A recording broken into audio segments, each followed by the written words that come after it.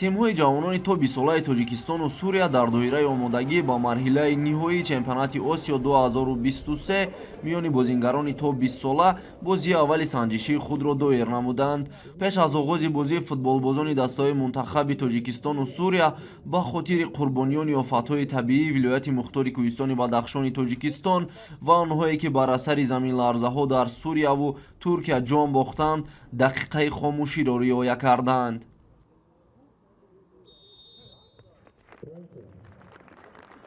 дидори санҷишии ҷавонони то 20 солаи Тоҷикистону Сурия дар варзишгоҳи марказии шаҳри Исҳор доир гардида бо ҳисоби минималии 1-0 ба суди ҷавонони Сурия ба анҷом расид. сармураббии тими ҷавонони Тоҷикистон мутахассиси беларусӣ Олег Кубарёв аз дақиқаҳои аввал қисми зиёди ҳайати дуюми худро ба майдон баровард. новобаста аз ин миллипӯшони мо дар қисми аввал бар ҳарифони хеш бартарӣ доштанд ва аз онҳо дида як сару гардан боло майдондорӣ мекарданд, вале қисми аввал бидуни задани гол пушти сар шуд.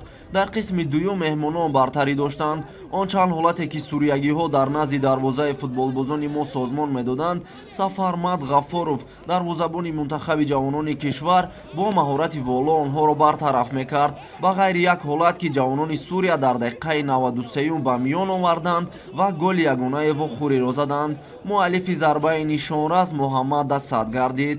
бозии дуюми санҷишии дастаҳои Тоҷикистону Сурия санаи 24 феврал маҳз дар ҳамин варзишгоҳи марказии шаҳри Исҳор доир мешавад.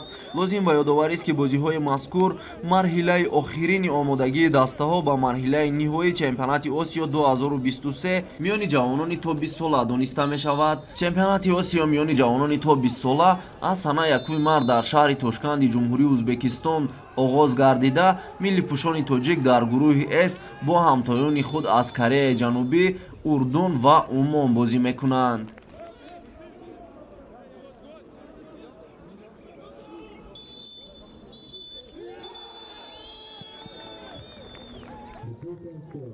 Tajikistan 0-0.